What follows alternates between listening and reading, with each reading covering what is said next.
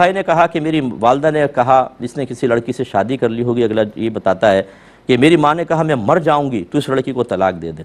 تو میں نے اس کو 3 طلاقیں دے دیں۔ کہتے ہیں اب مجھے بتائیے کہ کیا حلالہ کے علاوہ کوئی ملنے کا طریقہ ہے؟ تو ایسے تمام کمزور عشاقان سے میری گزارش ہے کہ جب آپ میں ہمت ہی نہیں ہے تو خدا را ایسے قدم نہ اٹھائیں۔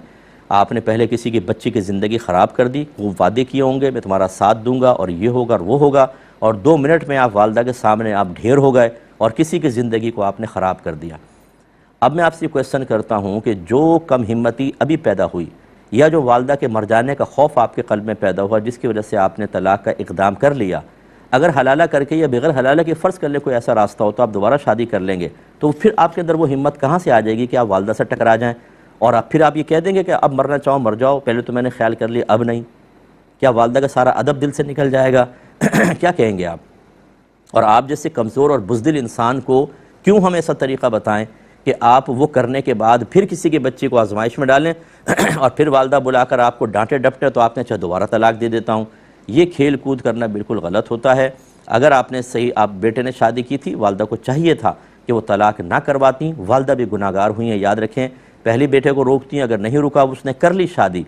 تو پھر اس میں تو کفو بھی نہیں دیکھا جاتا کہ لڑکے کے معاملے میں کہ اس نے کس لڑکی سے شادی کی ہے، وہ شادی کرنے دیتے ہونے دیتے۔ اب اس کی کسی کے بچی کو طلاق دلوائی، قصور تو آپ کے بیٹے کا بھی تھا، اس نے اس کے وعدے وغیرہ کر کے تو آپ نے اس کی زندگی بھی خراب کر دی، اور 3 طلاقیں دلوائیں اگر آپ نے، اور آپ کی مرضی یہ تھی کہ 3 طلاقیں دو، یہ طلاق بدعت کہلاتی ہے، بیٹا بھی گناہگار آپ بھی گناہگار۔